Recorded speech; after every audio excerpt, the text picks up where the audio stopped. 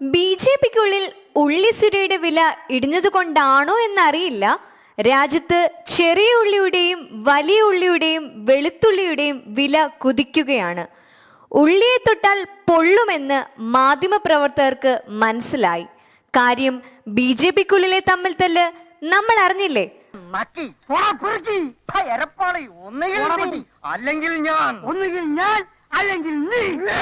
അതിന്റെ കലിപ്പ് മാധ്യമങ്ങളോടാണ് സുരേന്ദ്രൻ തീർത്തത്.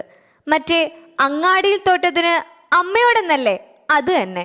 ഒരു മഹാപ്രസ്ഥാനത്തെ കരിവാരിത്തേക്കാൻ കഴിഞ്ഞ 3-4 ദിവസങ്ങളായി മാധ്യമങ്ങൾ നടത്തുന്ന ശ്രമത്തിന് ഒരു തരത്തിലും അംഗീകരിക്കില്ല. അത്തരം നെറികേടുകൾ കാണിച്ച ഒരുത്തനെയും വെറുതെ വിടുകയുമില്ല. പാലക്കാട് ഉപതെരഞ്ഞെടുപ്പിനിടെ ബി.ജെ.പി നേതാക്കളുടെ ഫോണുകൾ വൻ ബിസി ആയിരുന്നു എന്നാ കേട്ടത്. Hello hello hello hello hello കൃഷ്ണകുമാറിന് വേണ്ടി വോട്ട് ചോദിച്ചുള്ള വിളികൾ എന്നാണോ നിങ്ങൾ കരുതിയത്? സുരേന്ദ്രനും കൂടെ നിന്നവരും അങ്ങനെ കരുതിയത്. എന്നാൽ കോൾ ലിസ്റ്റ് എടുത്തപ്പോൾ ഉള്ളി തൊലിച്ചതുപോലെ സുരയുടെ കണ്ണ് നിറഞ്ഞു.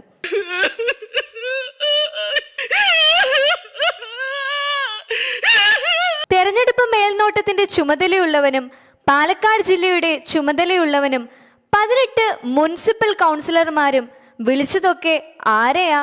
കോൺഗ്രസ് നേതാക്കളെ, അതും എംപിമാർ ഉൾപ്പെടെയുള്ളവരെ. കേന്ദ്രമന്ത്രിസ്ഥാനം ഒഴിഞ്ഞ് കേരളത്തിൽ ലക്കും ലഗാനുമില്ലാതെ നടക്കുന്ന തലതൊട്ടപ്പൻ നേതാവാണ് വോട്ട് മറിച്ചതെന്നുകൂടി അറിഞ്ഞതോടെ സുരയുടെ കൺട്രോള് തെറ്റി. കോൾ ലിസ്റ്റ് അടക്കം കേന്ദ്ര നേതൃത്വത്തിന് പരാതി നൽകി. കൂടൊരു കുറിപ്പും, വേണമെങ്കിൽ ഞാൻ രാജിവെക്കാം. കുത്തണം, പക്ഷെ കുടലെടുക്കണ്ട. ആ നാറി ഒരു പാഠം പഠിപ്പിച്ചാ മതി. കൂടെ നിന്ന് താമരയെ തളർത്തിയ തണ്ടുതുരപ്പന്മാരെ ചാണകവെള്ളം തളിച്ച് പുറത്താക്കുമെന്നാണ് സുരയുടെ ശബ്ദം. ഇത് സത്യം സത്യം സത്യം സത്യം സത്യം. അതങ്ങനെയല്ലേ വരൂ, കാരണം ചാണകം അവർക്കൊരു വീക്ക്നെസ് ആണല്ലോ. പക്ഷേ കേന്ദ്രം പറഞ്ഞു പരസ്യമായി ഒരക്ഷരം മിണ്ടിപ്പോകരുതെന്ന്. ഇതോടെ കുറ്റം മുഴുവൻ മാധ്യമങ്ങൾക്കായി. എങ്ങനെ ഇരിക്കുന്നു? വെറുതെ വിടില്ലെന്നാണ് സുരയുടെ ഭീഷണി.